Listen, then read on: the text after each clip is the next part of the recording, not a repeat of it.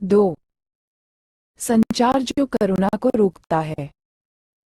न्याय मत करो और तुम्हें न्याय नहीं दिया जाएगा, क्योंकि जैसे तुम दूसरों को दोषी ठहराते हो, वैसे ही तुम ही दोषी ठहराए जाओगे। पवित्र बाइबल, मैथ्यू 7:1। इस सवाल का अध्ययन करते हुए कि हमें हमारी करुणा की प्राकृतिक स्थिति से क्या अलग करता है, मैंने भाषा और संचार के विशिष्ट रूपों की पहचान की है जो मेरा मानना है कि एक दूसरे और खुद के प्रति हमारे हिंसक व्यवहार में योगदान करते हैं। संचार के इन रूपों को संदर्भित करने के लिए जीवन विमुख संचार शब्द का उपयोग करें। के कुछ निश्चित तरीके। संचार हमें हमारी स्वाभाविकता से दूर कर देता है। करुणा की अवस्था। नैतिक निर्णय। एक प्रकार का जीवन विमुख संचार नैतिक निर्णयों का उपयोग है जो उन लोगों की ओर से गलतता या बुराई का संकेत देता है जो हमारे मूल्यों के अनुरूप कार्य नहीं करते हैं। ऐसे निर्णय भाषा में परिलक्षित होते हैं। आपके साथ समस्या यह है कि आप बहुत स्वार्थी हैं। वह आलसी है। वे पूर्वाग्रह से ग्रसित हैं।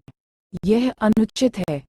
दोषारोपण, अपमान, लेबल, आलोचना, तुलना और निदान सभी प्रकार के निर्णय हैं। सूफी कवि रूमी ने एक बार लिखा था, गलत काम और सही काम के विचारों से परे एक क्षेत्र है। मैं आपसे वहां मिलूंगा। हालांकि जीवन विमुख संचार हमें सहीता के बारे में विचारों की दुनिया में फंसा देता है। निर्णय की दुनिया में हमारी चिंता कौन क्या है पर केंद्रित है।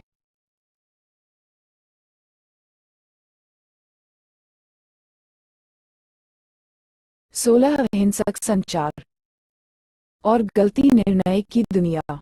यह एक ऐसी भाषा है जो लोगों और उनके कार्यों को वर्गीकृत और विभाजित करती है।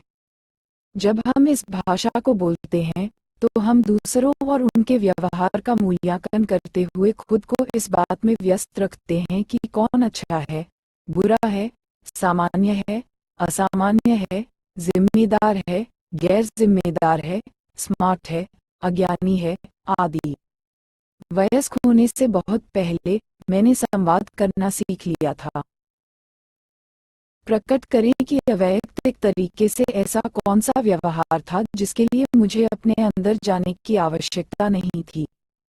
जब मेरा सामना ऐसे लोगों से होता था जिन्हें मैं पसंद नहीं करता था या नहीं समझता था, तो मैं उनकी गलती के आधार पर प्रतिक्रिया करता था।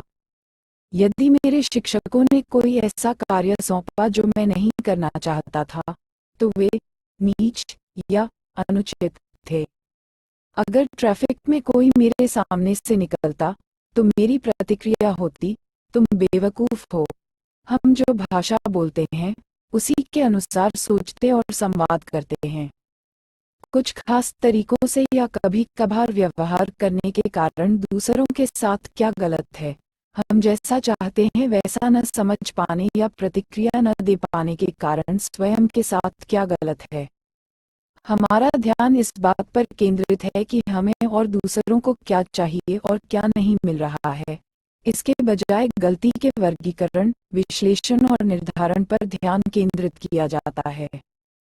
इस प्रकार यदि मेरा साथी उससे अधिक स्नेह चाहता है जो मैं उसे दे रहा हूँ, तो वह जरूरतमंद और आश्रित है। लेकिन अगर मैं उससे अधिक स्नेह चाहता हूँ जो वह मुझे दे रही है, दूसरों का विश्लेषण करती है, तो वह अलग थलग और असंवेदनशील है।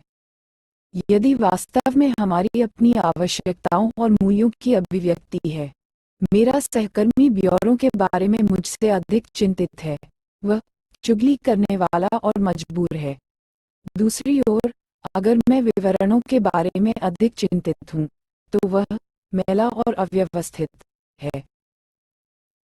मेरा मानना है कि अन्य मनुष्यों के ऐसे सभी विश्लेषण हमारे अपने मूल्यों और जरूरतों की दुखद अभिव्यक्ति हैं। वे दुखद हैं क्योंकि जब हम अपने मूल्यों और जरूरतों को इस रूप में व्यक्त करते हैं, तो हम उन्हीं लोगों के बीच रक्षात्मकता और प्रतिरोध बढ़ाते हैं जिनका व्यवहार हमारे लिए चिंता का विषय है। या यदि लोग हमारे मूल्यों के अनुरूप कार्य करने के लिए सहमत हैं, तो वे संभवतः डर, अपराध बोध या शर्म के कारण ऐसा करेंगे क्योंकि वे अपनी गलती के बारे में हमारे विश्लेषकों से सहमत हैं। 4 जो करुणा को अवरुद्ध करता है। 17 जब लोग दिल से देने की इच्छा से, लेकिन भय, अपराध बोध से बाहर आकर हमारे मूल्यों और जरूरतों पर प्रतिक्रिया करते हैं, तो हम सभी को इसकी बड़ी कीमत चुकानी पड़ती है। और शर्म, देर सबेर हम उन लोगों की ओर से कम सद्भावना के परिणामों का अनुभव करेंगे जो बाहरी या आंतरिक दबाव की भावना से हमारे मानदंडों का अनुपालन करते हैं। वे भावनात्मक रूप से बहुत अधिक भुगतान करते हैं, क्योंकि जब वे डर, अपराध बोध या शर्म के कारण हमें जवाब देते हैं तो उन्हें नाराजगी और आत्मसम्मान में कमी महसूस होने की संभावना होती है। इसके अलावा, जैसे ही दूसरे लोग हमें अपने मन में उन भावनाओं में से किसी एक के साथ जोड़ते हैं, भविष्य में हमारी जरूरतों और मूल्यों के प्रति उनकी दयालु प्रतिक्रिया की संभावना कम हो जाती है। मूल्य निर्णयों को भ्रमित करने के लिए और यहाँ नैतिकतावादी निर्णय महत्वपूर्ण नहीं है। हम सभी उन गुणों का मूल्य निर्धारण करते हैं जिन्हें हम जीवन में महत्व देते हैं। उदाहरण के लिए, हम ईमानदारी, स्वतंत्रता या शांति को महत्व दे सकते हैं।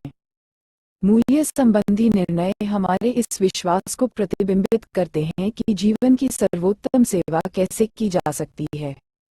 हम लोगों और व्यवहारों के बारे में नैतिक निर्णय लेते हैं जो हमारे मूल्य निर्णयों का समर्थन करने में विफल होते हैं। उदाहरण के लिए, हिंसा बुरी है। जो लोग दूसरों को मारते हैं वे बुरे होते हैं। अगर हम करुणा की अभिव्यक्ति को सुविधाजनक बनाने वाली भाषा बोलने में बड़े हुए होते, तो हम अपनी जरूरतों और मूल्यों को सीधे तौर पर व्यक्त करना सीख जाते, न कि जब वे पूरी नहीं होती तो गलतियां करते।